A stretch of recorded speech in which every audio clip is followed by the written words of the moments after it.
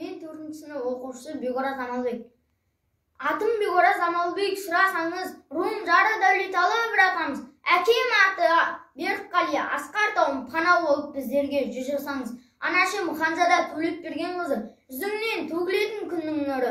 Атыңнан кір өтелмей өтсем сенің, мойнымнан шермекен перзент жүгі. Ұстазым Айнаш апай аяулы біздерге бар білгенін аямаған. Осындай ұстаздардың арқасында көпшілік көңілінен тояр маған. Сәлеметсіздер ме көрермендер? Мен Махутов мектеп балабақша кешені 4-ші сынып оқушысы Жаңғали Жаннұр алтын күз сайысына қатысып, өз бағымды сынамақпын. Көпшілік менде өзімді сынға салдым. Ұлықтап қазағымның дәстүр салтын. Берекелі алтын күз сайысында өнерімді шыңдауды бар мақсатым. Атым Жаннұр болады сұрасаңыз, от кешкен Әбілқандай баратамыз.